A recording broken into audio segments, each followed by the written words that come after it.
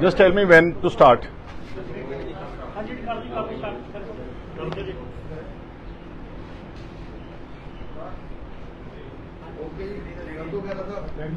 ਇਹਨਾਂ ਦੀ ਇੱਕ ਆਈਡੀ ਆ ਰਹੀ ਹੈ।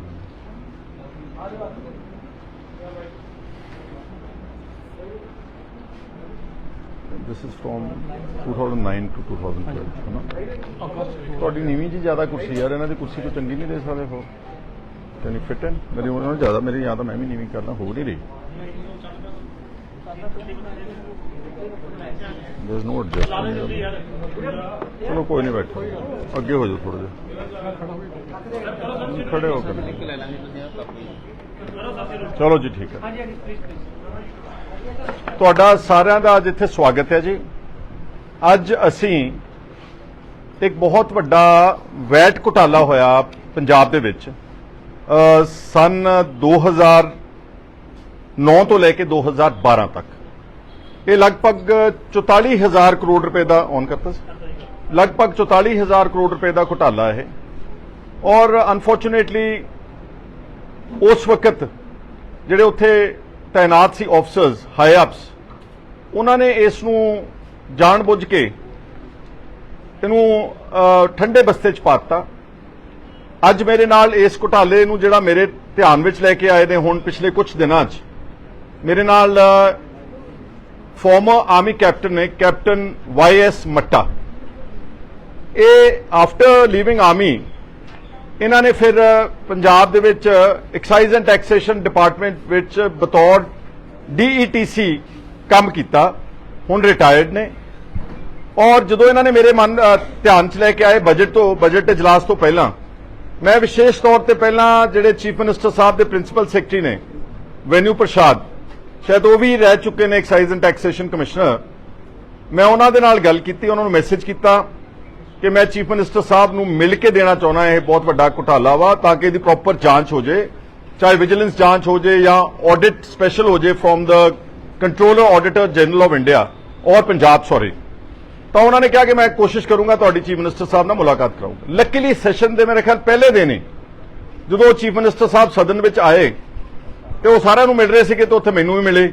ਮੈਂ ਉਹਨਾਂ ਨਾਲ ਸਗੋਂ 1 ਮਿੰਟ ਸਾਈਡ ਤੇ ਹੋ ਕੇ ਗੱਲ ਉਹਨਾਂ ਨੂੰ ਕਿਹਾ ਕਿ ਇੱਕ ਬਹੁਤ ਵੱਡਾ ਘੁਟਾਲਾ ਵਾ ਵੈਟ ਦਾ, ਤੇ ਮੈਂ ਚਾਹੁੰਦਾ ਕਿ ਤੁਸੀਂ ਜੇ ਥੋੜਾ ਸਮਾਂ ਦੇ ਦਿਓ ਸਾਨੂੰ। ਮੇਰੇ ਨਾਲ ਇੱਕ ਇਸ ਡਿਪਾਰਟਮੈਂਟ ਚੋਂ ਰਿਟਾਇਰ ਅਫਸਰ ਨੇ ਜਿਨ੍ਹਾਂ ਨੇ ਕਾਫੀ ਤੱਥ ਇਕੱਠੇ ਕੀਤੇ ਔਰ ਹਾਈ ਕੋਰਟ ਤੱਕ ਵੀ ਪਹੁੰਚ ਕੀਤੀ ਹੋਈ ਇਹਨਾਂ ਨੇ। He has gone to the high court by way of a public interest litigation. ਤੇ ਮੈਨੂੰ ਉਹਨਾਂ ਨੇ ਭਰੋਸਾ ਦਵਾਇਆ ਕਿ ਮੈਂ ਅਵਸ਼ ਤੁਹਾਨੂੰ ਮਿਲੂੰਗਾ। ਮੇਰਾ ਖਿਆਲ ਉਦੋਂ ਡੈਫੀਨੇਟਲੀ ਸ਼ੁੱਕਰਵਾਰ ਦਾ ਦਿਨ ਸੀਗਾ। ਉਹ ਕਹਿੰਦੇ ਸ਼ਨੀਵਾਰ ਐਤਵਾਰ ਮੈਂ ਹੈ ਨਹੀਂਗਾ, ਤੇ ਸੋਮਵਾਰ ਤੁਹਾਨੂੰ ਮਿਲ ਕੇ ਅਸੀਂ ਸਾਰੀ ਗੱਲ ਆਪਾਂ ਸਮਝਾਂਗੇ ਔਰ ਮੈਂ ਕੋਸ਼ਿਸ਼ ਕਰੂੰਗਾ ਕਿ ਇਸ ਦੀ ਜਾਂਚ ਕਰਾਈ ਜਾਵੇ, ਕਿਉਂਕਿ ਅਲਟੀਮੇਟਲੀ ਆਪਾਂ ਸਾਰੇ ਜਾਣਦੇ ਹਾਂ ਕਿ ਪੰਜਾਬ ਅਗਰ 3.25 ਲੱਖ ਕਰੋੜ ਦਾ ਕਰਜ਼ਈ ਅੱਜ, ਤਾਂ ਅਕਸਰ ਇਹ ਗੱਲਾਂ ਚਰਚਾ 'ਚ ਆਉਂਦੀਆਂ ਕਿ ਘੁਟਾਲਿਆਂ ਦੇ ਕਰਕੇ ਕਰਜ਼ਈ ਹੈ। ਤੇ ਫਿਰ ਜਦੋਂ ਮੈਂ ਦੁਬਾਰਾ ਫਿਰ ਇੱਕ ਵਾਰ ਯਾਦ ਕਰਾਇਆ ਵੈਨਿਊ ਪ੍ਰਸਾਦ ਜੀ ਨੂੰ, ਲੇਕਿਨ ਅਨਫੋਰਚੂਨੇਟਲੀ ਉਹਨਾਂ ਨੇ ਸਮਾਂ ਨਹੀਂ ਦਿੱਤਾ। ਸਮਾਂ ਤਾਂ ਕੀ ਦੇਣਾ ਸੀ, ਜੋ ਕੁਝ ਹੋਇਆ ਵਿਧਾਨ ਸਭਾ 'ਚ ਤੁਹਾਡੇ ਸਾਹਮਣੇ ਹੈ। ਪਰ ਮੈਂ ਥੋੜੀ ਜਿਹੀ ਤੱਥ ਮੈਂ ਰੱਖਦਾ ਵਾਂ ਤੇ ਬਾਕੀ ਮੈਂ ਬੇਨਤੀ ਕਰੂੰਗਾ ਕੈਪਟਨ ਸਾਹਿਬ ਨੂੰ ਕਿ ਉਹ ਤੁਹਾਡੇ ਸਨਮੁਖ ਰੱਖਣਗੇ ਤੱਥ। ਬੇਸਿਕਲੀ ਇਹ ਜਿਹੜਾ ਕੰਟੇਨਰ ਕਾਰਪੋਰੇਸ਼ਨ ਆਫ ਇੰਡੀਆ, ਉੱਥੋਂ ਢੰਡਾਰੀ ਕਲਾਂ ਜਿਹੜਾ ਡਰਾਈ ਪੋਰਟ ਹੈਗਾ ਪੰਜਾਬ ਦਾ, ਉੱਥੇ ਸਾਰੇ ਗੁੱਡਸ ਆਉਂਦੇ ਨੇ। ਉਹਦੇ 'ਚ LED ਸਕਰੀਨਸ ਨੇ, ਉਹਦੇ 'ਚ ਹਰ ਤਰ੍ਹਾਂ ਦਾ ਸਮਾਨ ਪੰਜਾਬ ਦੇ ਵਿੱਚ ਜਿਹੜਾ ਗੁੱਡਸ ਆਉਂਦੇ ਨੇ ਬਾਜ਼ਾਰ ਦੇ ਵਿੱਚ ਵਿਕਣ ਵਾਸਤੇ, ਇਲੈਕਟ੍ਰੋਨਿਕ ਗੁੱਡਸ, ਇਲੈਕਟ੍ਰੀਕਲ ਗੁੱਡਸ ਜਾਂ ਦੂਸਰੀਆਂ ਹੋਰ ਗੁੱਡਸ, ਉਹਦੇ ਤੇ ਜਿਹੜਾ ਉਸ ਵਕਤ ਵੈਟ ਦੀ ਅਦਾਇਗੀ ਸੀ। ਆਪਾਂ ਸਾਰੇ ਜਾਣਦੇ ਕਿ ਹੁਣ ਤਾਂ ਵੈਟ ਹੈ ਨਹੀਂਗਾ, ਹੁਣ GST ਨੇ ਰਿਪਲੇਸ ਕਰਤਾ। ਪਰ ਇਹਨਾਂ ਨੇ ਜਦੋਂ ਇਹਨਾਂ ਦੇ ਧਿਆਨ ਵਿੱਚ ਇਹ ਆਇਆ ਕਿ ਇਹ ਇੰਨੇ ਵੱਡੇ ਪੱਧਰ ਤੇ ਕੰਟੇਨਰ ਕਾਰਪੋਰੇਸ਼ਨ ਆਫ ਇੰਡੀਆ ਦੇ ਗੁੱਡਸ ਆ ਰਹੇ ਨੇ ਪੰਜਾਬ 'ਚ, ਪਰ ਉੱਥੇ ਜਿਹੜੇ ਵਪਾਰੀ ਨੇ ਉਹ ਇਹਦੇ ਤੇ ਉੱਤੇ ਪ੍ਰੋਪਰ ਵੈਟ ਦੀ ਅਦਾਇਗੀ ਨਹੀਂ ਕਰ ਰਹੇ। ਇਹਨਾਂ ਦੇ ਹਿਸਾਬ ਦੇ ਨਾਲ ਜਿਹੜੇ 3 ਸਾਲ ਇਹਨਾਂ ਨੇ ਚੱਕੇ ਨੇ, ਇਹਦੇ 'ਚ ਇਹਨਾਂ ਨੇ ਕਿਹਾ ਕਿ 44,000 ਰੁਪਏ ਦਾ ਵੈਟ ਜਿਹੜਾ ਸੀਗਾ ਉਹਦੇ ਤੇ ਵੈਟ ਚਾਰਜ ਕੀਤਾ ਜਾਣਾ ਚਾਹੀਦਾ ਸੀਗਾ, ਲੇਕਿਨ ਉਹ ਵੈਟ ਜਿਹੜਾ ਸੀਗਾ ਉਹ ਅਨਫੋਰਚੂਨੇਟਲੀ ਚਾਰਜ ਨਹੀਂ ਕੀਤਾ ਗਿਆ। ਇਹਨਾਂ ਨੇ ਆਪਣੇ ਸੁਪੀਰੀਅਰਸ ਨੂੰ ਦੇ ਧਿਆਨ ਵਿੱਚ ਲਿਆਂਦਾ, ਇਹਨਾਂ ਨੇ ਔਨ ਰਿਕਾਰਡ ਈਮੇਲ ਕਰ ਦਿੱਤੀ ਔਰ ਔਨ ਰਿਕਾਰਡ ਸਾਰਾ ਕੁਝ ਲਿਆਂਦਾ। ਥੋੜੇ ਸਮੇਂ ਬਾਅਦ ਹੀ ਕੈਪਟਨ YS ਮੱਟਾ ਨੂੰ ਲੁਧਿਆਣੇ ਤੋਂ ਬਾਹਰ ਪੋਸਟ ਆਊਟ ਕਰਕੇ ਪਹਿਲਾਂ ਅੰਮ੍ਰਿਤਸਰ ਭੇਜਤਾ, ਫਿਰ ਮੁੜ ਕੇ ਬਠਿੰਡੇ ਭੇਜਤਾ, and subsequently somewhere around 2014 he retired from service. ਔਰ ਇਹਨਾਂ ਨੇ ਉਸ ਨੂੰ ਪਰਸਿਊ ਕੀਤਾ। ਬਾਅਦ ਚ ਆਰਟੀਆਈ ਦੀ ਬੜੀਆਂ ਜਾਣਕਾਰੀਆਂ ਪਾਈਆਂ ਡਿਪਾਰਟਮੈਂਟ 'ਚ, ਮਤਲਬ principal secretary exercise and taxation ਨੂੰ ਪਾਈਆਂ, ਚੀਫ ਸੈਕਟਰੀ ਨੂੰ ਪਾਈਆਂ, ਪਰਸੋਨਲ ਦੇ ਡਿਪਾਰਟਮੈਂਟ ਦੇ ਸੈਕਟਰੀਆਂ ਨੂੰ ਪਾਉਂਦੇ ਰਹੇ। ਕਾਫੀ ਵੱਡਾ ਮੇਰੇ ਕੋਲ ਪੂਰਾ ਪੁਲੰਦਾ ਇਹਨਾਂ ਦਾ ਜਿਹੜਾ ਇਕੱਠਾ ਕੀਤਾ ਇਹਨਾਂ ਨੇ, fighting this matter of corruption. ਔਰ ਜਦੋਂ ਅਫਸਰਾਂ ਨੇ ਕੋਈ ਰਾਹ ਨਹੀਂ ਦਿੱਤਾ, ਅਲਟੀਮੇਟਲੀ ਜਿਹੜੇ ਕੈਪਟਨ ਵਾਇਐਸ ਮੱਟਾ ਜੀ ਨੇ Punjab Haryana high court move ਕੀਤਾ। ਹਾਈ ਕੋਰਟ ਨੇ ਪੰਜਾਬ ਸਰਕਾਰ ਨੂੰ ਨੋਟਿਸਸ ਵਗੈਰਾ ਜਾਰੀ ਕਰ ਦਿੱਤੇ। ਕੁਝ ਦੇਰ ਲਈ ਇਹਨਾਂ ਦੀ ਜਿਹੜੀ ਪਬਲਿਕ ਇੰਟਰਸਟ ਲਿਟੀਗੇਸ਼ਨ ਸੀ ਉਹ ਡੋਰਮੈਂਟ ਹੋ ਗਈ, ਕਿਉਂਕਿ ਇਹਨਾਂ ਨੂੰ ਲੱਗਿਆ ਕਿ ਸ਼ਾਇਦ ਸਰਕਾਰ ਜਿਹੜਾ ਇਹਦੇ ਤੇ ਕੋਈ ਨਾ ਕੋਈ ਕਾਰਵਾਈ ਕਰੇਗੀ। ਲੇਕਿਨ ਜਦੋਂ ਨਹੀਂ ਕੀਤੀ, ਇਹਨਾਂ ਨੇ ਫਿਰ ਆਪਣੀ ਹਾਈ ਕੋਰਟ ਦੀ ਲਿਟੀਗੇਸ਼ਨ ਨੂੰ ਰਿਵਾਈਵ ਕੀਤਾ।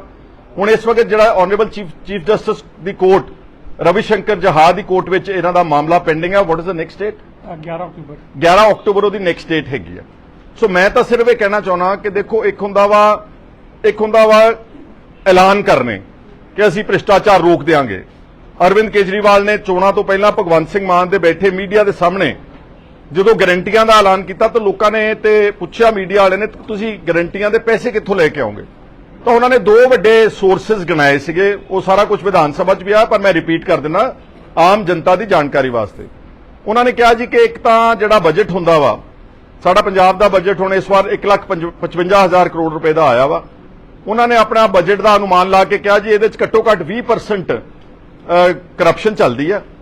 ਅਸੀਂ ਜਦੋਂ ਸਾਡੀ ਸਰਕਾਰ ਬਣੇਗੀ, ਅਸੀਂ ਇਹ ਬਜਟ ਦੀ ਕਰਪਸ਼ਨ ਭ੍ਰਿਸ਼ਟਾਚਾਰ ਨੂੰ ਖਤਮ ਕਰਕੇ ਲਗਭਗ 34,000 ਕਰੋੜ ਰੁਪਈਆ ਅਸੀਂ ਪੰਜਾਬ ਦੇ ਖਜ਼ਾਨੇ ਵਿੱਚ ਜਮ੍ਹਾਂ ਕਰਾਵਾਂਗੇ। ਇੱਕ ਨੰਬਰ।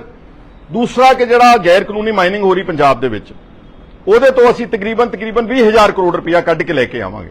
ਪਰ ਇਹ ਦੋਨੋਂ ਗੱਲਾਂ ਮੈਂ ਤੁਹਾਨੂੰ ਬਰੀਫਲੀ ਐਕਸਪਲੇਨ ਕਰ ਦਿੰਦਾ ਕਿ ਜਿਹੜਾ ਬਜਟ ਆ 1,55,000 ਕਰੋੜ ਚੋਂ 60% ਬਜਟ ਕਮਿਟਡ ਐਕਸਪੈਂਡੀਚਰ ਹੈ। ਕਮਿਟਡ ਮੈਨੇ ਤਨਖਾਹਾਂ ਨੇ, ਪੈਨਸ਼ਨਾਂ ਨੇ, ਕਰਜ਼ ਦੀ ਅਦਾਇਗੀ ਆ, ਸਬਸਿਡੀਆਂ ਦੀ ਦੇਣਦਾਰੀ ਆ, UDAY ਸਕੀਮ ਜਿਹੜਾ ਹੁਣ ਇਹਨਾਂ ਨੇ ਅਡਾਪਟ ਕੀਤਾ, ਟੋਟਲ ਕਰਜ਼ਾ ਉਹਦੀਆਂ ਕਿਸ਼ਤਾਂ ਨੇ, ਔਰ ਜਿਹੜਾ ਸਟੇਟ ਲੈਵਲ ਅੰਡਰਟੇਕਿੰਗਸ ਨੇ, ਕਾਰਪੋਰੇਸ਼ਨ ਤੇ ਬੋਰਡ ਨੇ ਆਪਣੇ 50 ਦੇ ਕਰੀਬ, ਉਹਨਾਂ ਦੀਆਂ ਸਾਰੀਆਂ ਦੇਣਦਾਰੀਆਂ ਤੇ ਉਹਨਾਂ ਦਾ ਵਿਆਜ ਪੰਜਾਬ ਸਰਕਾਰ ਚੱਕਦੀ। ਮੇਰੇ ਹਿਸਾਬ ਦੇ ਨਾਲ ਜਿਹੜਾ ਡਿਵੈਲਪਮੈਂਟ ਦਾ ਬਜਟ ਜਿੱਥੇ ਕਰਪਸ਼ਨ ਹੋ ਸਕਦੀ ਆ, ਦੈਟ ਇਜ਼ ਵੈਰੀ ਲਿਟਲ। ਮੰਨ ਲਓ ਅਗਰ ਇੱਕ ਮਿੰਟ ਲਈ ਵਾਸਤੇ ਕਿ 20-25,000 ਕਰੋੜ ਰੁਪਈਆ ਪੰਜਾਬ ਦੇ ਵਿੱਚ ਲੱਗਦਾ ਵਾ ਡਿਵੈਲਪਮੈਂਟ ਦੇ, ਉਹ ਸਾਰਾ ਤਾਂ ਖਾਦਾ ਨਹੀਂ ਜਾਂਦਾ, ਉਹ ਸਾਰਾ 100% ਤਾਂ ਖਾਦਾ ਨਹੀਂ ਜਾਂਦਾ। ਹੈਗੀ ਕਰਪਸ਼ਨ ਪੰਜਾਬ ਦੇ ਵਿੱਚ, ਆਈ ਨੋ ਇਟ। ਇੱਕ ਚੇਨ ਬਣੀ ਹੋਈ ਆ, ਥੱਲੇ ਪੱਧਰ ਤੋਂ ਲੈ ਕੇ ਉੱਤੇ ਤੱਕ ਕਮਿਸ਼ਨ ਦੀ ਅਦਾਇਗੀ ਹੁੰਦੀ ਆ, ਲੇਕਿਨ 34,000 ਕਰੋੜ ਰੁਪਈਆ ਇਕੱਲੇ ਬਜਟ ਦੀ ਕਰਪਸ਼ਨ ਨਹੀਂਗੀ। ਹਾਂ, ਅਗਰ ਬਹੁਤ ਇਫੈਕਟਿਵਲੀ ਕੋਈ ਗਵਰਨਮੈਂਟ ਡੀਲ ਕਰੇ, ਕੋਈ 2-4 ਹਜ਼ਾਰ ਕਰੋੜ ਰੁਪਈਆ ਬਜਟ ਦੇ ਕਰਪਸ਼ਨ ਦੇ ਵਿੱਚੋਂ ਬਚਾਇਆ ਜਾ ਸਕਦਾ ਵਾ, ਉਹ ਵੀ ਜੇ ਬਹੁਤ ਜ਼ਿਆਦਾ ਚਾਰਾਜੋਈ ਕੀਤੀ ਜਾਵੇ। ਦੂਸਰਾ ਜਿਹੜਾ ਮਾਈਨਿੰਗ ਦਾ, ਉਹਨਾਂ ਨੇ ਕਿਹਾ ਕਿ 20,000 ਕਰੋੜ ਰੁਪਏ ਕੱਢਾਂਗੇ।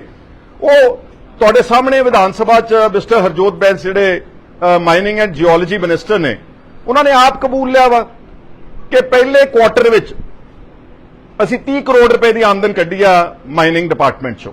ਉਹਦੇ 'ਚ ਕੁਝ ਪੁਰਾਣੀ ਆਮਦਨ ਵੀ ਸੀ ਜਿਹੜੀ ਕਾਂਗਰਸ ਗਵਰਨਮੈਂਟ ਦੇ ਵੇਲੇ ਸੀਗੀ। ਚਲੋ ਮੰਨ ਲਿਆ 30 ਕਰੋੜ ਰੁਪਈਆ ਇਹਨਾਂ ਨੇ ਕਿਹਾ, ਮੰਨ ਲਿਆ ਮੈਂ ਕਹਿੰਦਾ ਸਾਲ ਵਿੱਚ 250-300 ਕਰੋੜ ਰੁਪਈਆ ਵੀ ਰੈਵਨਿਊ ਜਨਰੇਟ ਕਰ ਦੇਣਗੇ।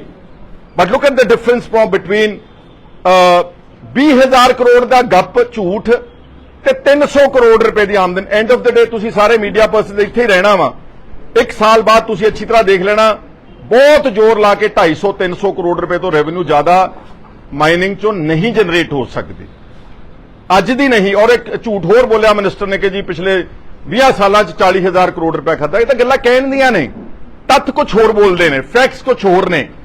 ਔਰ ਠੀਕ ਹੈ, ਚਲੋ ਪਹਿਲਾ ਬਜਟ ਸੈਸ਼ਨ ਸੀਗਾ, ਅਸੀਂ ਵੀ ਜ਼ਿਆਦਾ ਪ੍ਰੈਸ ਨਹੀਂ ਕਰਦੇ ਸੀਗੇ ਕਿ ਕਹਿਣਗੇ ਜੀ ਅਸੀਂ ਤਾਜ਼ੇ ਆਏ ਆ, 3 ਮਹੀਨਿਆਂ 'ਚ ਤਬਦੀਲੀ ਨਹੀਂ ਲਿਆ ਸਕਦੇ, ਇਹ ਕਰਦੇ ਉਹ ਕਰਦੇ। We will wait for 1 full year for all these budgetary allocations to be exposed ਕਿ ਕਰਪਸ਼ਨ ਕਿੰਨੀ ਆ, ਮਾਈਨਿੰਗ 'ਚ ਕਿੰਨੀ ਆ ਤੇ ਉਹਦੇ 'ਚੋਂ ਕਿੰਨੀ।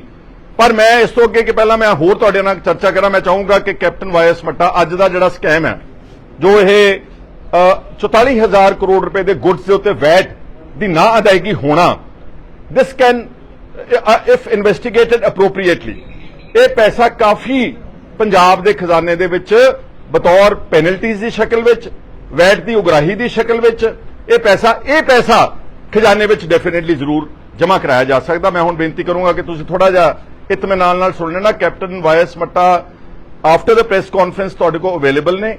ਅਗਰ ਤੁਸੀਂ ਕੋਈ 1-to-1 ਵੀ ਕਰਨੀ ਆ ਤਾਂ ਕੈਪਟਨ ਵਾਇਸ ਮੱਟਾ ਜਿਹੜੇ ਨੇ ਉਹ ਤੁਹਾਨੂੰ ਆਪਣੇ ਇੰਟਰਵਿਊਜ਼ ਵਿੱਚ ਇਕੱਲੇ ਨੂੰ ਵੀ ਦੇ ਦੇਣਗੇ।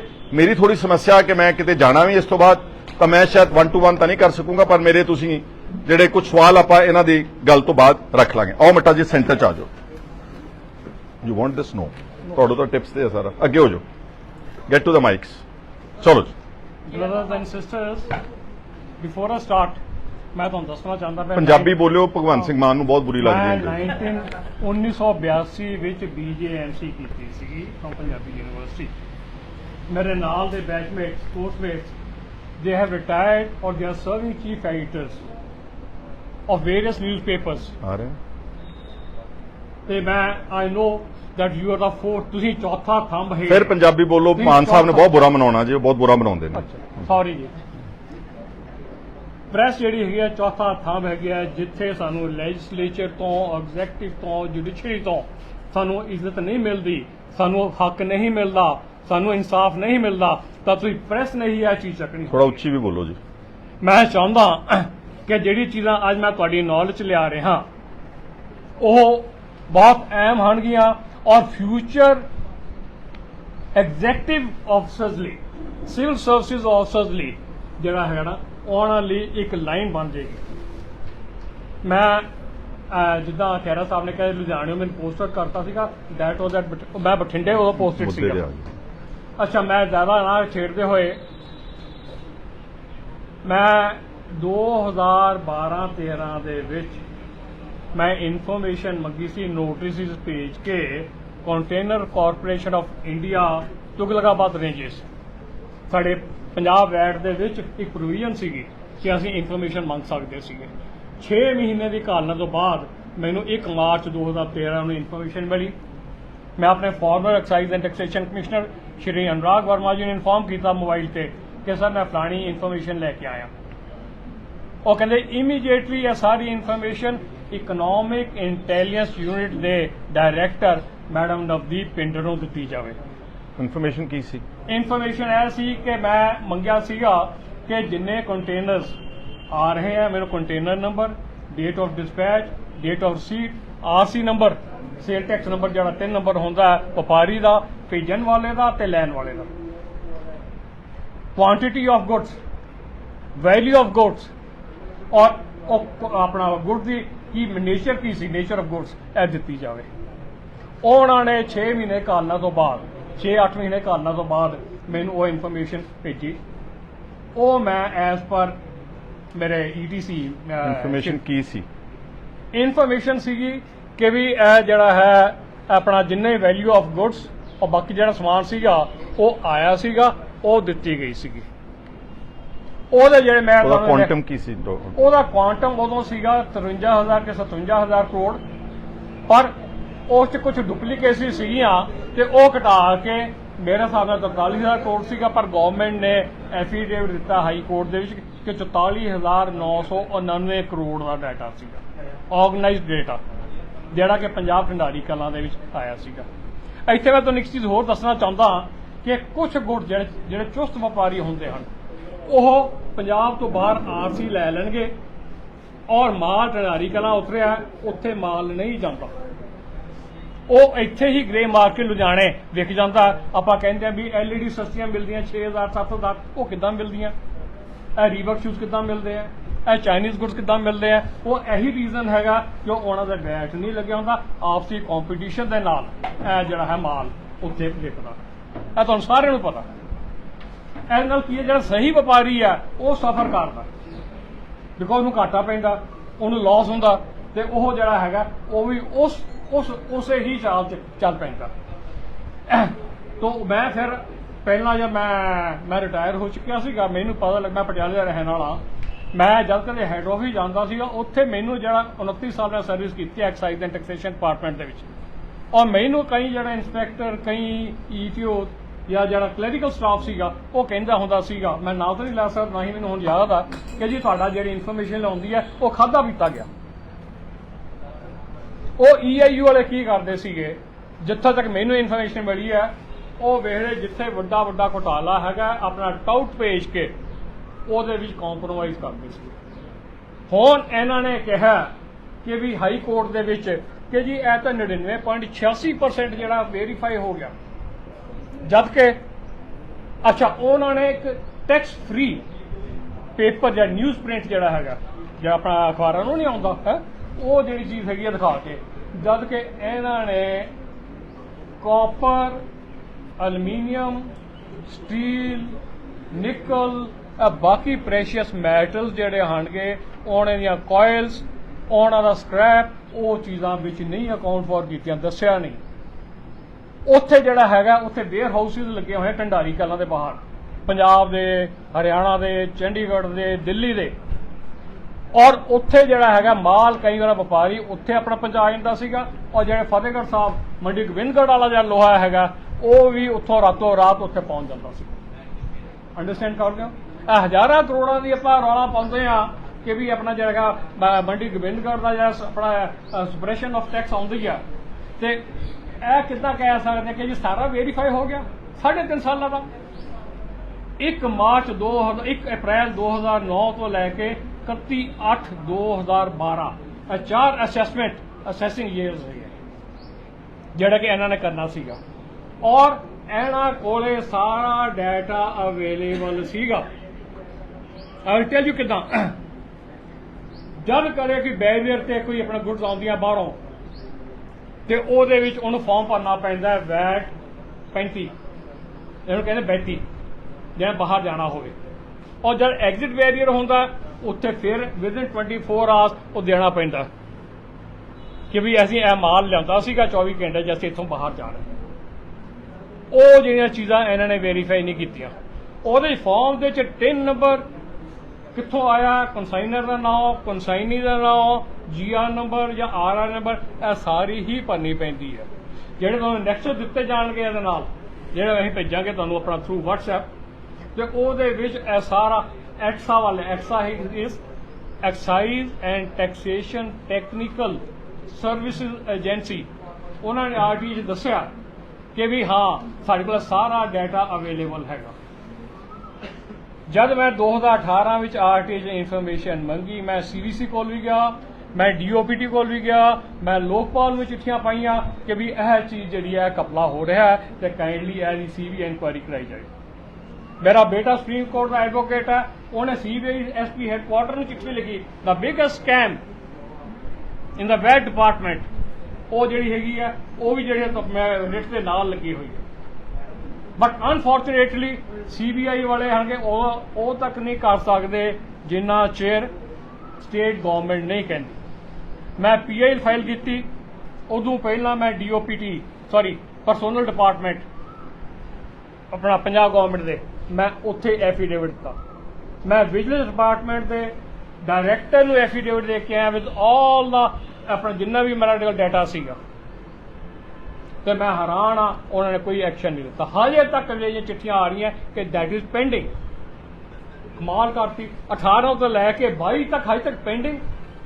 ਇਹ ਕੀ ਕਛੂਆ ਦੀ ਆਪਣੇ ਚਾਲ ਤੇ ਜਾ ਰਹੇ ਹਨ। ਹੁਣ ਹਾਈ ਕੋਰਟ ਦਾ ਦੱਸ ਦਿਓ ਥੋੜਾ ਜਿਹਾ। ਅੱਛਾ, ਹਾਈ ਕੋਰਟ ਨੇ ਕਿਹਾ ਕਿ ਵੀ ਉਹਨਾਂ ਦੇ ਫਸਟ ਰਵੀ ਸ਼ੰਕਰ ਚਾਲ ਜੀ ਨੇ that all the issues raised by the petitioner, since the petitioner has filed an affidavit before the CM, there is no need to have a parallel investigation by CBI. Therefore, the state government, the CM office shall take all the steps to take it to logical conclusion and take up all the issues and take it to the logical conclusion. ਉਹ ਜਿਹੜੀ judgement ਵੀ ਹੈਗਾ ਤੁਹਾਨੂੰ ਮੈਂ next ਵਿੱਚ ਭੇਜਾਂ, ਪਰ ਹਜੇ ਤੱਕ ਕੋਈ ਆਪਣਾ ਹਜੇ ਤੱਕ ਕਾਰਵਾਈ ਨਹੀਂ ਹੋਈ। ਠੀਕ ਹੈ। ਹੁਣ ਮੈਂ ਚਾਹੁੰਦਾ ਕਿ ਮੀਡੀਆ ਦੇ ਰਾਹੀਂ ਇਹ ਤੁਹਾਨੂੰ ਨੈਕਸਟ ਭੇਜੇ ਜਾਣਗੇ।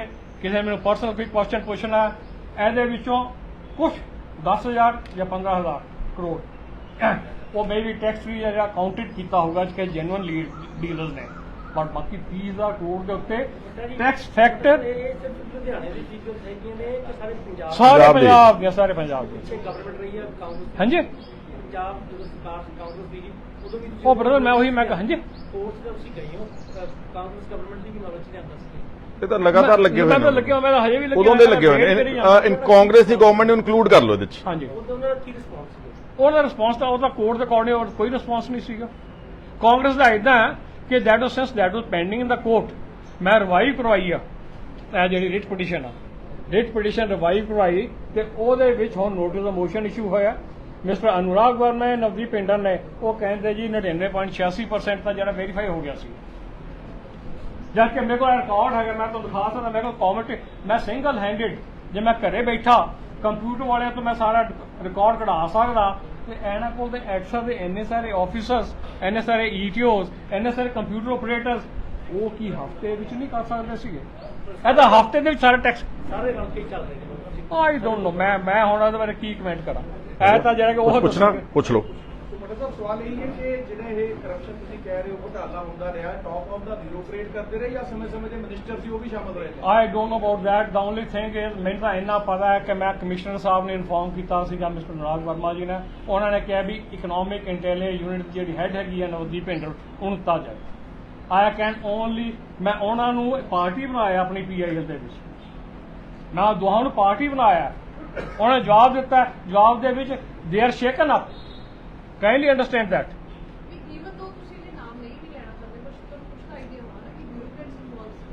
ਮੈਡਮ ਇਹਦੇ ਵਿੱਚ ਤਾਂ ਮਿਸਟਰ ਅਨੁਰਾਗ ਵਰਮਾ ਸੀਗੇ, he is definitely there because ਇਹਨਾਂ ਨੇ ਆਪਣੇ ਆਲੇ ਦੁਆਲੇ ਇੱਕ ਵਾਲ ਬਣਾਈ ਹੋਈ ਸੀਗੀ OSTs ਦੀ, ਤਾਂ ਕਿ ਬਾਹਰ ਕਿਤੇ ਲੀਕ ਨਾ ਹੋਵੇ। ਔਰ ਜਦ ਮੈਂ RT ਇਨਫੋਰਮੇਸ਼ਨ ਮੰਗੀ, he is very well aware of it. As a PA ਔਰ OST ਨੇ ਜਦ ਕਿਹਾ ਨਾ, ਮੈਡਮ ਪਿੰਡਰ ਕਹਿੰਦੇ ਅਸੀਂ ਸਾਰੀ ਇਨਫੋਰਮੇਸ਼ਨ ਉੱਤੇ ETC ਨੂੰ ਭੇਜਦੇ ਸੀਗੇ to higher up and very good cases were detected. ਔਰ ਪਰ ਮੈਨੂੰ ਜਿਹੜਾ ਹੈਗਾ, ਮੈਡਮ ਕਰ ਲਓ ਗੱਲ, ਤੁਸੀਂ ਆਪਣਾ ਗੱਲ ਕਰੀ ਚਲੋ।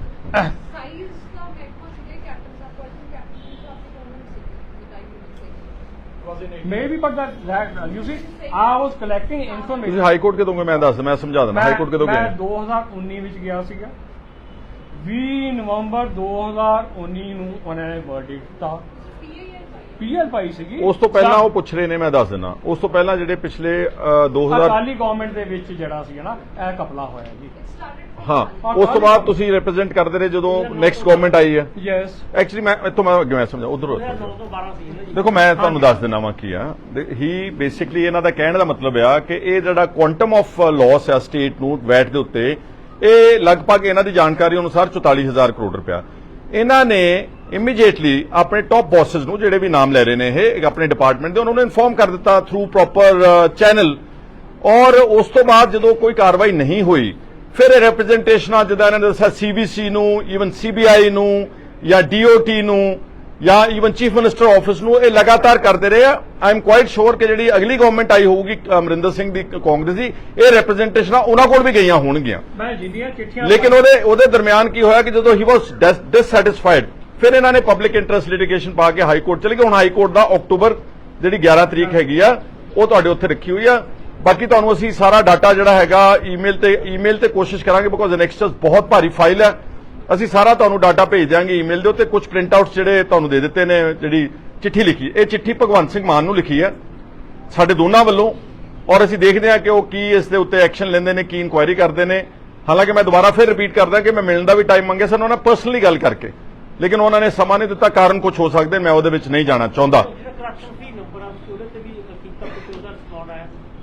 ਨਹੀਂ, ਇਹ ਤਾਂ ਜ਼ੀਰੋ ਐਂਟੀ ਕਰਪਸ਼ਨ ਹੈਲਪਲਾਈਨ ਤੇ ਤਾਂ ਨਹੀਂ ਕੀਤਾ ਤੁਸੀਂ? ਨਹੀਂ, ਉਹਦੇ ਨਹੀਂ ਕੀਤਾ। ਇਹਨਾਂ ਤਾਂ ਪੁਰਾਣੀ ਚੱਲ ਰਹੀ ਹੈ ਨਾ। ਸੋ ਇਹ ਸੀਗਾ, ਇਹ ਅੱਜ ਦਾ ਮਸਲਾ ਸੀ। ਇਸ ਤੋਂ ਇਲਾਵਾ ਮਤਲਬ ਇੰਡੈਕਸ ਪੂਰਾ ਸੈਂਟਰ ਤੋਂ ਲੈ ਕੇ ਕੇਂਦਰ ਤੱਕ ਪੂਰਾ ਚੱਲਦਾ ਹੈ। 44,000 ਕਰੋੜ ਰੁਪਇਆ ਸੀਗਾ। ਹਾਂਜੀ, ਇੰਡੈਕਸ ਪੂਰਾ ਕਿਸ ਤਰੀਕੇ ਦਾ ਆਪਰੇਟ? ਇਹ ਕੰਟੇਨਰ ਕਾਰਪੋਰੇਸ਼ਨ ਆਫ ਇੰਡੀਆ ਤੋਂ ਆਉਂਦੇ ਨਾ ਗੁੱਡਸ, ਉੱਥੋਂ ਆ ਕੇ ਡਰਾਈ ਪੋਰਟ ਤੇ ਆਂਦੀ। ਹੁਣ ਡੋਮੇਨ ਤਾਂ ਪੰਜਾਬ ਦੀ ਹੈ ਨਾ, ਲਾਸ ਪੰਜਾਬ ਨੂੰ ਹੋ ਰਿਹਾ ਵਾ, ਕਿਉਂਕਿ ਸੇਲ ਪਰਚੇਜ਼ ਟ੍ਰਾਂਜੈਕਸ਼ਨ ਸਾਰਾ ਕੁਝ ਆਪਣੀ ਢੰਡਾਰੀ ਕਲਾਂ 'ਚ ਹੋ ਰਿਹਾ ਵਾ। ਇਸ ਕਰਕੇ ਇਨਵੈਸਟੀਗੇਸ਼ਨ ਜਿਹੜੀ ਬਣਦੀ ਆ, ਔਰ ਮੈਨੂੰ ਉਮੀਦ ਆ ਕਿ ਭਗਵੰਤ ਸਿੰਘ ਮਾਨ ਸਪੈਸ਼ਲ ਆਡਿਟ ਕਰਾਉਣਗੇ ਜਾਂ ਇਹਦੀ ਪ੍ਰੋਪਰ ਵਿਜੀਲੈਂਸ ਇਨਕੁਆਇਰੀ ਕਰਾ ਕੇ ਤੇ ਪੰਜਾਬ ਦੇ ਖਜ਼ਾਨੇ ਨੂੰ ਕੁਛ ਨਾ ਕੁਛ ਜਿਹੜਾ ਲੱਗਿਆ ਹੋਇਆ ਚੂਨਾ, ਉਹਦੀ ਭਰਪਾਈ ਕਰਨਗੇ। ਇਸ ਤੋਂ ਇਲਾਵਾ ਮੈਂ ਦੋਸਤੋ ਤੁਹਾਨੂੰ ਦੋ ਗੱਲਾਂ ਹੋਰ ਇੰਪੋਰਟੈਂਟ ਕਹਿਣਾ ਚਾਹੁੰਦਾ। ਮੈਨੂੰ ਬੜਾ ਅਫਸੋਸ ਹੈ ਕਿ ਵਿਧਾਨ ਸਭਾ 'ਚ ਜਿੱਦਣ ਮੈਂ ਜ਼ੀਰੋ ਆਵਰ ਵਿੱਚ ਪੰਜਾਬ ਯੂਨੀਵਰਸਿਟੀ ਦਾ ਮਸਲਾ ਉਠਾਇਆ ਸੀਗਾ, ਜਿਹੜਾ ਅਲਟੀਮੇਟਲੀ ਕਿ ਪੰਜਾਬ ਸਰਕਾਰ ਨੇ ਉਹਦਾ ਰੈਜ਼ੋਲੂਸ਼ਨ ਪਾਸ ਕਰਕੇ ਭੇਜਤਾ, ਅਸੀਂ ਧੰਨਵਾਦ ਕਰਦੇ ਹਾਂ ਉਹਨਾਂ ਦਾ। ਇੱਕ ਸਾਡੇ ਲੀਡਰ ਆਫ ਆਪੋਜੀਸ਼ਨ ਨੇ ਉਠਾਇਆ ਸੀ ਅਗਨੀਪਥ ਸਕੀਮ ਦਾ, ਉਹਦਾ ਵੀ ਰੈਜ਼ੋਲੂਸ਼ਨ ਪਾਸ ਕਰਕੇ ਉਹਨਾਂ ਨੇ ਭੇਜਤਾ, ਧੰਨਵਾਦ ਕਰਦੇ ਹਾਂ। ਪਰ ਇਹਦੇ ਦਰਮਿਆਨ ਜਿਹੜਾ ਸਾਡਾ fundamental right to freedom of speech, ਜਿਹੜਾ ਉਹ ਕੁਚਲਿਆ ਗਿਆ ਪੰਜਾਬ ਦੇ ਅੰਦਰ ਕੇਂਦਰ ਦੀ ਸਰਕਾਰ ਵੱਲੋਂ, ਉਹ ਮਤੇ ਤੋਂ ਡਰ ਗਈ ਆ ਆਮ ਆਦਮੀ ਪਾਰਟੀ ਸਰਕਾਰ। ਉਹਦੇ ਵਿੱਚ ਜੋ ਸਿੱਧੂ ਮੂਸੇਵਾਲੇ ਦਾ ਜਿਹੜਾ SYL ਦਾ ਗਾਣਾ ਬੈਨ ਕੀਤਾ YouTube ਤੇ, ਇਸੇ ਚੱਲਦੇ ਸੈਸ਼ਨ ਦੇ ਦੌਰਾਨ ਬੈਨ ਹੋਇਆ, ਔਰ ਜਿੱਦਣ ਬੈਨ ਹੋਇਆ ਉਸ ਤੋਂ ਅਗਲੇ ਦਿਨ ਮੈਂ ਵਿਧਾਨ ਸਭਾ 0 ਆਵਰ ਜਦੋਂ ਉਠਾਇਆ, ਮੈਨੂੰ ਅੱਛੀ ਤਰ੍ਹਾਂ ਯਾਦ ਨਾਲ ਮੈਂ ਟਵਿੱਟਰ ਹੈਂਡਲਸ ਬੈਨ ਹੋਏ ਨੇ ਤਕਰੀਬਨ 100 ਦੇ ਕਰੀਬ ਇੰਡੀਆ 'ਚ। ਉਹਨਾਂ 'ਚ ਸਭ ਤੋਂ ਇੰਪੋਰਟੈਂਟ ਸਾਡਾ ਟਰੈਕਟਰ ਟੂ ਟਵਿੱਟਰ ਕਿਸਾਨ ਏਕਤਾ ਮੋਰਚਾ ਦਾ ਟਵਿੱਟਰ ਹੈਂਡਲ ਬੈਨ ਕੀਤਾ, ਵਿਦਹੋਲਡ ਕੀਤਾ। ਮੈਂ ਜਦੋਂ 0 ਆਵਰ 'ਚ ਖੜੇ ਹੋ ਕੇ ਗੱਲ ਕੀਤੀ ਤੇ ਭਗਵੰਤ ਸਿੰਘ ਮਾਨ ਨੇ ਉੱਥੇ ਕਬੂਲਿਆ ਕਿ ਹਾਂ ਅਸੀਂ ਇਸ ਨੂੰ ਐਕਨੋਲੇਜ ਕਰਦੇ ਹਾਂ, ਇਸ ਨੂੰ ਲੈ ਕੇ ਆਵਾਂਗੇ, ਲੇਕਿਨ ਬਾਅਦ ਵਿੱਚ ਮਤਾ ਨਹੀਂ ਲੈ ਕੇ ਆਏ। ਮੈਨੂੰ ਬੜਾ ਅਫਸੋਸ ਹੈ। ਇਹਦਾ ਮਤਲਬ ਹੈ ਕਿ ਬੀਜੇਪੀ ਦੀ ਸਰਕਾਰ ਤੋਂ ਆਮ ਆਦਮੀ ਪਾਰਟੀ ਦੀ ਸਰਕਾਰ ਕਿਤੇ ਨਾ ਕਿਤੇ ਡਰਦੀ ਆ, ਉਹਨਾਂ ਨੂੰ ਅਪੋਜ਼ ਨਹੀਂ ਕਰ ਸਕੇ। ਹਾਲਾਂਕਿ ਸਿੱਧੂ ਮੂਸੇਵਾਲੇ ਦਾ ਇੱਕ ਬਹੁਤ ਲੋਕਪ੍ਰਿਯ ਗੀਤ ਹੈ ਉਹ, ਇਹ ਬਹੁਤ ਵੱਡੀ ਫੇਲਿਅਰ ਆਮ ਆਦਮੀ ਪਾਰਟੀ ਦੀ ਗਵਰਨਮੈਂਟ ਦੀ ਇਸ ਗੱਲ ਦੇ ਉੱਤੇ ਰਹੀ ਹੈ। ਔਰ ਜਿਹੜਾ ਚੰਡੀਗੜ੍ਹ ਯੂਨੀਵਰਸਿਟੀ ਦਾ ਮੈਂ ਜਦੋਂ ਖੜਾ ਹੋਇਆ ਬੋਲਣ ਤੇ ਮੈਂ ਉਹਦੇ ਚ ਨੋਟ ਕਰਾਤਾ ਸੀ, ਇਹਨਾਂ ਨੇ ਕਿਤੇ ਨਹੀਂ ਲਿਖਿਆ ਕਿ ਕੇਂਦਰ ਸਾਡੀ ਯੂਨੀਵਰਸਿਟੀ ਦਾ ਕੇਂਦਰੀਕਰਨ ਕਰਨਾ ਚਾਹੁੰਦੀ ਹੈ। ਇਹਨਾਂ ਨੇ ਲਿਖਿਆ ਕਿ ਕੁਝ ਵੈਸਟਡ ਇੰਟਰਸਟ ਯੂਨੀਵਰਸਿਟੀ ਦੇ ਕੰਟਰੋਲ ਨੂੰ ਹਥਿਆਉਣਾ ਚਾਹੁੰਦੇ ਨੇ। ਵੈਸਟਡ ਇੰਟਰਸਟ ਥੋੜੋ ਆ, ਤੇ ਕੇਂਦਰ ਦੀ ਸਰਕਾਰ ਹੈ ਜਿਨ੍ਹਾਂ ਨੇ ਪਹਿਲਾਂ ਸਾਡੇ ਚੰਡੀਗੜ੍ਹ ਦੇ EMPLOYEES ਨੂੰ ਯੂਨੀਲੈਟਰਲੀ ਟੇਕ ਓਵਰ ਕਰ ਲਿਆ। ਉਸ ਤੋਂ ਪਹਿਲਾਂ BBMP ਦੀ ਸਾਡੀ ਨੋਮੀਨੇਸ਼ਨ ਖਤਮ ਕੀਤੀ, ਉਸ ਤੋਂ ਬਾਅਦ BSF ਦਾ ਦਾਇਰਾ ਵਧਾਇਆ। ਉਹ ਤਾਂ ਸਾਡੇ ਤੇ ਸਿੱਧੇ ਹਮਲੇ ਕਰ ਰਹੇ ਨੇ ਤੇ ਲੇਕਿਨ ਆਮ ਆਦਮੀ ਪਾਰਟੀ ਦੀ ਸਰਕਾਰ ਝਿਜਕ ਰਹੀ ਆ। ਬੀਜੇਪੀ ਦੀ ਸਰਕਾਰ ਦੇ ਸਾਹਮਣੇ ਖੜ ਕੇ ਉਹਨਾਂ ਦਾ ਨਾਮ ਲੈ ਕੇ ਬੋਲਣ ਤੋਂ ਝਿਜਕ ਰਹੀ ਆ। ਇਹ ਕਿਉਂ ਝਿਜਕ ਰਹੀ ਆ ਰੱਬ ਜਾਣਦਾ। ਹੋ ਸਕਦਾ ਵਾ ਕਿ ਉੱਥੇ ਦਿੱਲੀ ਵਿੱਚ ਇਹਨਾਂ ਦੀ ਆਪਸ ਅੰਡਰਸਟੈਂਡਿੰਗ ਆ, ਮੈਨੂੰ ਪਤਾ ਨਹੀਂਗਾ, ਲੇਕਿਨ ਆਮ ਨਾਟ ਸ਼ੋਰ, ਆਈ ਮੇ ਬੀ ਰੋਂਗ। ਇਹ ਜਿਹੜੀ ਇਹਨਾਂ ਨੇ ਆਪੋਜੀਸ਼ਨ ਕੈਂਡੀਡੇਟ ਜਿਹੜੇ ਯਸ਼ਵੰਤ ਸਿन्हा ਇੱਕ ਬੜੇ ਕੇਪੇਬਲ ਕੈਂਡੀਡੇਟ ਬਣਾਏ ਕਾਂਗਰਸ ਔਰ ਸਾਰੀ ਬਕਾਇਆ ਆਪੋਜੀਸ਼ਨ ਨੇ, ਇਹ ਉਸ ਆਪੋਜੀਸ਼ਨ ਯੂਨਿਟੀ ਦੇ ਵਿੱਚ ਨਹੀਂ ਗਏ mister Kejriwal. I have my doubts ਕਿ ਅਕਾਲੀ ਦਲ ਵਾਂਗੂ ਇਹ ਵੀ ਬੀਜੇਪੀ ਦੇ ਰਾਸ਼ਟਰਪਤੀ ਦੇ ਉਮੀਦਵਾਰ ਦੀ ਹਮਾਇਤ ਕਰਨਗੇ। ਹੋ ਸਕਦਾ ਨਾ ਕਰਨ, ਮੈਂ ਨਹੀਂ ਕਹਿ ਸਕਦਾ, ਲੇਕਿਨ ਜਿਹੜੇ ਇਹਨਾਂ ਦੇ ਟੇਵਰ ਨੇ ਉਹ ਡੈਫੀਨੇਟਲੀ ਪ੍ਰੋ ਬੀਜੇਪੀ ਨੇ। ਦੇਖੋ ਬੁਲਡੋਜ਼ਰ ਪੋਲਿਟਿਕਸ ਕੀਤੀ ਬੀਜੇਪੀ ਨੇ। ਕੇਜਰੀਵਾਲ ਦਿੱਲੀ 'ਚ ਬੈਠਾ, ਉੱਥੇ ਬੁਲਡੋਜ਼ਰ ਚੱਲਿਆ, ਇੱਕ ਸ਼ਬਦ ਅੱਛੀ ਤਰ੍ਹਾਂ ਨਾਲ ਹੀ ਕੱਢਿਆ। ਪ੍ਰਯਾਗਰਾਜ ਵਿੱਚ ਉਸ ਇੱਕ ਬੰਦੇ ਨੂੰ ਟਾਰਗੇਟ ਕਰਕੇ ਅੱਜ ਨੋਟਿਸ ਦਿੱਤਾ, ਸਵੇਰੇ ਘਟਾ ਦਿੱਤਾ ਬੁਲਡੋਜ਼ਰ ਨਾਲ। ਕੇਜਰੀਵਾਲ ਸਾਹਿਬ ਉੱਥੇ ਵੀ ਨਹੀਂ ਬੋਲੇ। ਹੀ is pursuing A soft Hindutva line for sure.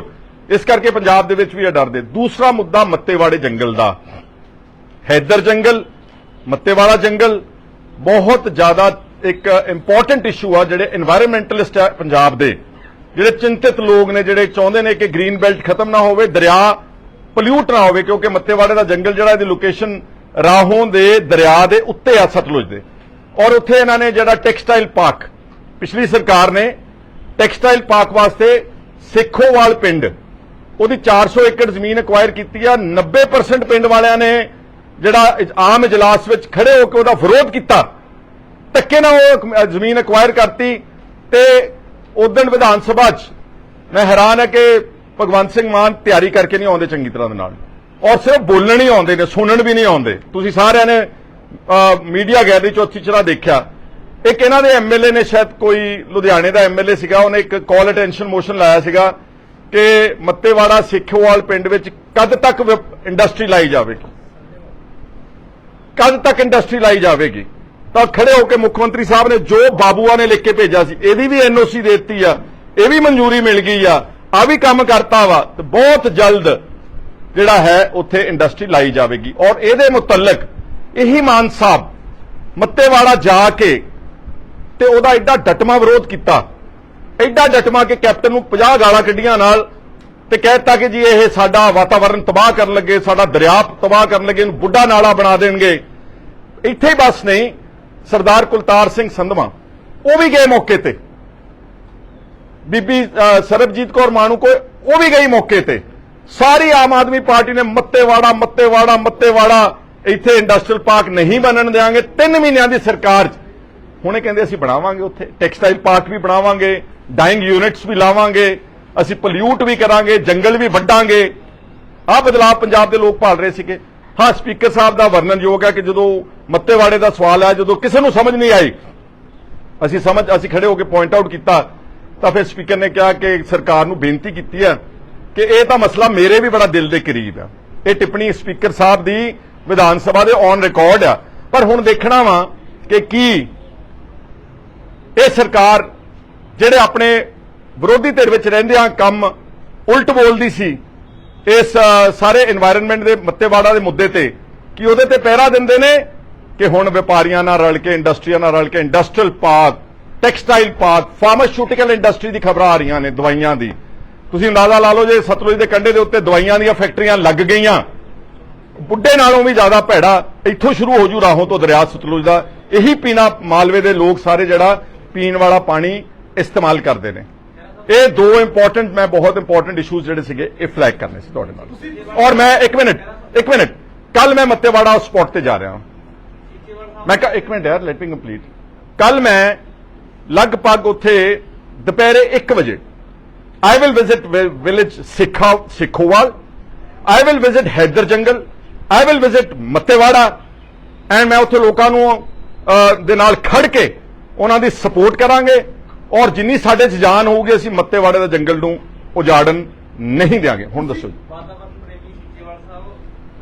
Seechewal ਸਾਹਿਬ ਦਾ ਮੈਂ ਸੁਣ ਲਿਆ ਬਿਆਨ ਉਹਨਾਂ ਨੇ ਕਿਹਾ ਕਿ ਇੱਕ ਮੁਕੱਦਮਾ NGT ਦੇ ਵਿੱਚ ਸਬ ਜੁਡਿਸ ਹੈ ਇਹ ਸਬ ਜੁਡਿਸ ਨਹੀਂਗਾ ਜਿਹੜੇ ਵਿਸਲ ਬਲੋਅਰਸ ਨੇ ਐਕਟਿਵਿਸਟ ਨੇ ਇਹ ਮੰਨ ਲਓ ਕਿ ਅਸੀਂ NGT 'ਚ ਗਏ ਆ ਸਰਕਾਰ NGT 'ਚ ਨਹੀਂ ਗਈ ਔਰ NGT ਨੇ DC ਲੁਧਿਆਣਾ ਤੋਂ ਪ੍ਰੋਪਰ ਰਿਪੋਰਟ ਮੰਗੀ ਕਿਤੇ ਰੋਕਿਆ ਨਹੀਂ ਕੁਝ ਵੀ ਇਸ ਕਰਕੇ ਸਿੱਚੇਵਾਲ ਸਾਹਿਬ ਨੂੰ ਮੇਰੀ ਪੁਰਜ਼ੋਰ ਬੇਨਤੀ ਕਿ ਤੁਸੀਂ ਰਾਜ ਸਭਾ ਦੇ ਮੈਂਬਰ ਹੋ ਹੁਣ ਆਮ ਆਦਮੀ ਪਾਰਟੀ ਦੇ ਵੱਲੋਂ ਮੈਂਬਰ ਚੁਣੇ ਗਏ ਉੱਥੇ ਤੁਹਾਡਾ ਫਰਜ਼ ਭਗਵੰਤ ਮਾਨ ਨੂੰ ਮਿਲ ਕੇ ਕਿਉਂਕਿ ਤੁਹਾਡੇ ਨਾਲੋਂ ਜ਼ਿਆਦਾ ਵਾਤਾਵਰਣ ਬਾਰੇ ਕੋਈ ਚਿੰਤਾ ਨਹੀਂ ਕਰਦਾ ਤੁਸੀਂ ਕਾਫੀ ਅੱਛਾ ਯੋਗਦਾਨ ਵਾਤਾਵਰਣ ਵਿੱਚ ਪਾਇਆ ਪਿਛਲੇ ਸਾਲਾਂ 'ਚ ਤੁਸੀਂ ਭਗਵੰਤ ਮਾਨ ਕੋਲ ਜਾਓ ਸਪੈਸ਼ਲ ਇੱਕ ਦੇ ਦਿਨ ਦੇ ਵਿੱਚ ਮੱਤੇਵਾੜਾ ਵੀ ਜਾਓ ਤੇ ਚੀਫ ਮਿਨਿਸਟਰ ਨੂੰ ਕਹੋ ਕਿ ਰੱਬ ਦਾ ਵਾਸਤਾ ਵਾ ਹੱਥ ਜੋੜੇ ਕੇ ਸਾਡੇ ਪੰਜਾਬ ਦਾ ਜਿਹੜਾ 6% ਦੀ ਜੰਗਲ ਕਵਰ ਆ ਜਿਹੜਾ ਪਾਰਟੀਸ਼ਨ ਦੇ ਵੇਲੇ ਬਹੁਤ ਜ਼ਿਆਦਾ ਸੀਗਾ ਸਿਰਫ 6% ਦੀ ਜੰਗਲ ਕਵਰ ਜਿਹੜਾ ਉਹਨੂੰ ਬਚਾਓ ਔਰ ਰਾਜ ਸਭਾ ਵਿੱਚ ਵੀ ਬੋਲੋ ਤੇ ਹੁਣ ਮਾਨ ਸਾਹਿਬ ਮੈਂ ਤੁਹਾਨੂੰ ਪੁੱਛਣਾ ਚਾਹੁੰਦਾ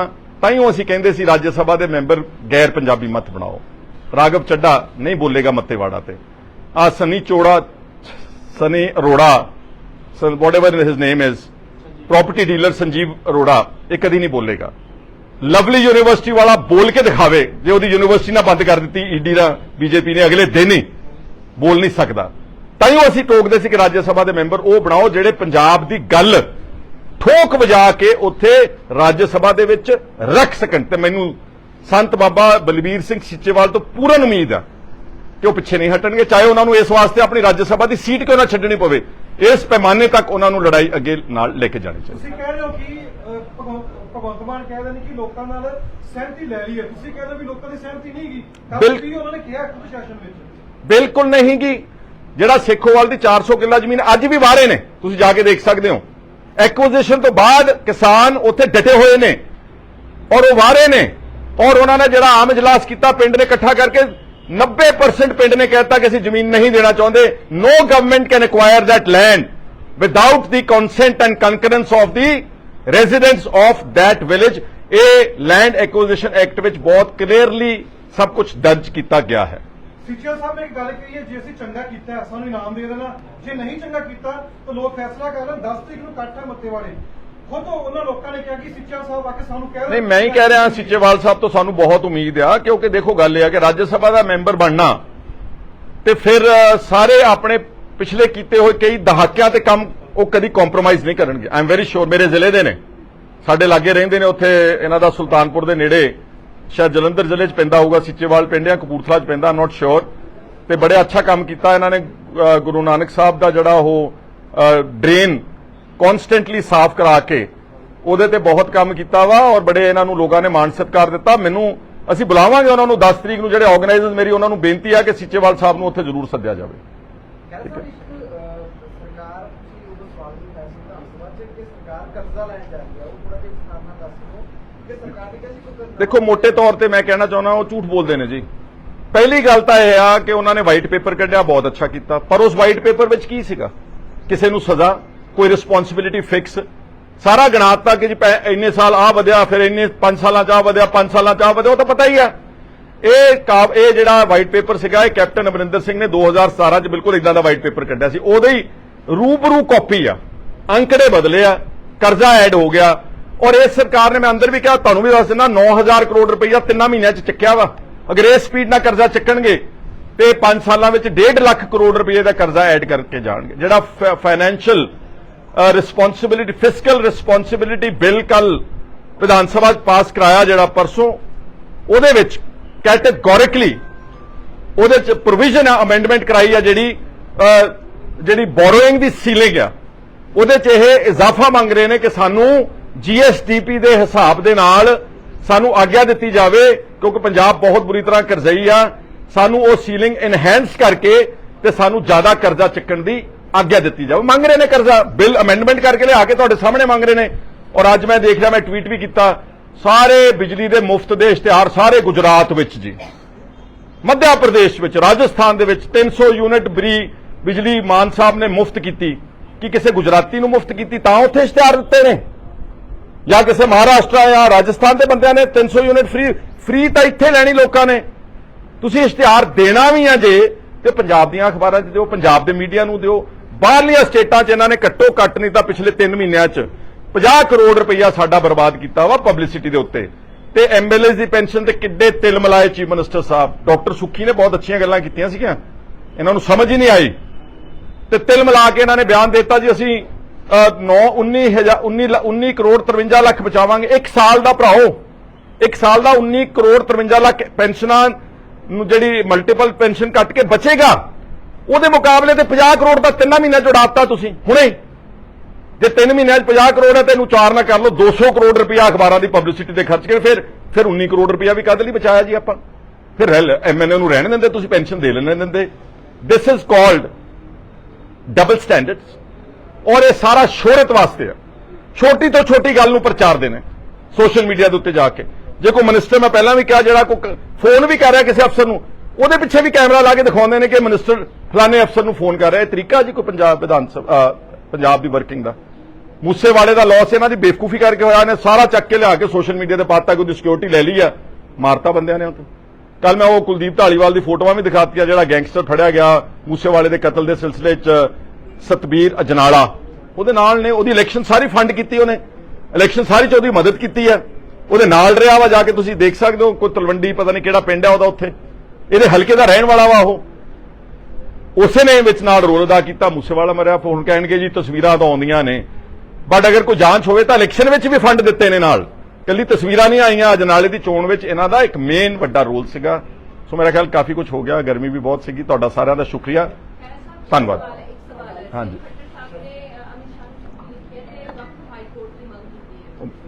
ਬਹੁਤ ਅੱਛਾ ਯਾਦ ਕਰਾਤਾ ਰਹਿ ਚੱਲਿਆ ਸੀ। ਆਮ ਸੌਰੀ। ਬਹੁਤ ਦੁੱਖ ਦੀ ਗੱਲ ਹੈ ਕਿ ਸਾਡੇ ਚੀਫ ਮਿਨਿਸਟਰ ਸਾਹਿਬ, ਜੋ ਸਾਡੇ ਹਕੂਕ ਹੈ ਆਟੋਨਮੀ, ਉਸ ਨੂੰ ਜਾਂ ਤਾਂ ਸਮਝ ਨਹੀਂ ਰਹੇ ਜਾਂ ਉਹ ਆਪਣੇ ਆਪ ਜਾਣ ਕੇ ਡਾਇਲਿਊਟ ਕਰ ਰਹੇ ਨੇ। ਅੱਜ ਦੀਆਂ ਅਖਬਾਰਾਂ ਵਿੱਚ ਆਇਆ ਕਿ ਹਰਿਆਣਾ ਕਹਿੰਦਾ ਵਾ ਕਿ ਸਾਡਾ ਜਿਹੜਾ ਹਾਈ ਕੋਰਟ ਇੱਕ ਨਵਾਂ ਬਣਾਇਆ ਜਾਵੇ, ਪਰ ਬਣਾਇਆ ਚੰਡੀਗੜ੍ਹ ਵਿੱਚ ਹੀ ਜਾਵੇ। ਇਹ ਖੱਟਰ ਦਾ ਬਿਆਨ ਆ। ਤੇ ਸਾਡੇ ਚੀਫ ਮਿਨਿਸਟਰ ਸਾਹਿਬ, ਉਹਨਾਂ ਨੇ ਕੋਟ ਕੀਤਾ, ਜਿਹੜੀ ਚੀਫ ਜਸਟਿਸ ਆਫ ਇੰਡੀਆ ਇੱਥੇ ਆਏ ਸੀਗੇ ਸ਼ਾਇਦ 30 ਅਪ੍ਰੈਲ ਨੂੰ ਜਾਂ ਕਿਹੜੀ ਵੀ ਡੇਟ ਨੂੰ ਆਏ ਸੀਗੇ, ਉਹ ਕਹਿੰਦੇ ਆ ਕਿ ਭਗਵੰਤ ਮਾਨ ਕਹਿ ਰਿਹਾ ਵਾ ਕਿ ਸਾਨੂੰ ਨਵਾਂ ਹਾਈ ਕੋਰਟ ਇਜਾਜ਼ਤ ਦਿਓ, ਅਸੀਂ ਨਵੇਂ ਚੰਡੀਗੜ੍ਹ ਦੇ ਮੁੱਲਾਪੁਰ ਬਣਾਉਣਾ ਚਾਹੁੰਦੇ ਆ।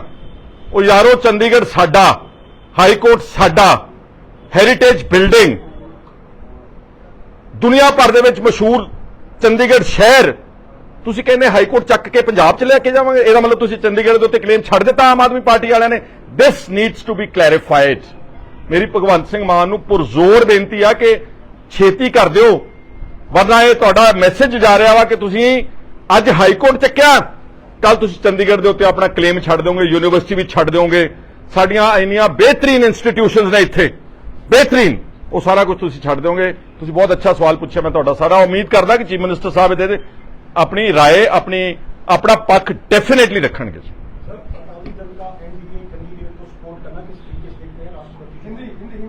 मैंने बता तो दिया कि अकाली दल जो है वो उन्होंने कभी भी बीजेपी से नाता नहीं तोड़ा था, वो शुरू से उनके साथ थे। वो तो पंजाब में किसानों का बहुत बड़ा गुस्सा था, लोगों कहते हैं, मान साहब कहते लोगों का बहुत बड़ा गुस्सा था, इसलिए उन्होंने उस वक्त हरसिमरत कौर ने एक ड्रामा किया और इस्तीफा दे दिया। पंजाब के लोग अच्छी तरह समझते कि ये अंदर से एक ही थे, और अब इन्होंने अनकंडीशनल, अभी सारी इलेक्शन में बंदी सिंहों की रिहाई की बात की, बंदी सिंह छोड़ो, बंदी सिंह, उसकी कंडीशन भी नहीं रखी। कम से कम उनसे बात करने से पहले ये शर्त रख लेते कि हम आपके राष्ट्रपति के उम्मीदवार को सपोर्ट करेंगे, लेकिन हमारे पंजाब के बंदी सिंहों की रिहाई होनी चाहिए, वो भी नहीं रखी। और अगर अच्छे होते, अगर बोलते कि हम कांग्रेस को वोट नहीं डालना चाहते, अगर बीजेपी से उनका वाकई नाता टूटा था, तो they could have abstained in the selection, they could have not voted either for the Congress sponsored opposition candidate और इवन द बीजेपी कैंडिडेट। लेकिन जो उन्होंने फैसला लिया, उनको एक्सपोज कर दिया कि वो ये मैं अकाली दल के लिए नहीं बोल रहा, ये बादल परिवार और बीजेपी एक हैं। सर पीजीआई जो बनना था फिरोजपुर में, अश्विनी शर्मा ने कहा कि पीएम फिर से आएंगे, क्योंकि पिछली बार नहीं हो पाया, तो उसको लेकर कुछ कहना? देखिए, पीएम वो किसी भी स्टेट में, इंडिया में जहां भी जा सकते हैं, कोई प्रॉब्लम नहीं है। और हम तो चाहते हैं कि जो पीएम ने उस वक्त कोई पैकेज देना था वो जल्दी करके अब दे दें। सारे देश को तो दिल्ली से बैठ करके कोविड में 2 साल दिल्ली से बैठकर ही ऐलान हो जाते थे, लेकिन वो आना चाहते थे। He is most welcome. को पंजाब के लोग ऐसे थोड़ो हैं कि हमारे को अगर कोई अच्छी चीज मिल रही है तो हमको ऐसी कोई बात नहीं है, हम उनका स्वागत करते सारे लोग। वो रहने दो, चले जाओ, चले गया छुट्टी लेके जी। एक आ जी गल तो कहनी नहीं, ऑफ द रिकॉर्ड तुहानूं सुना देना।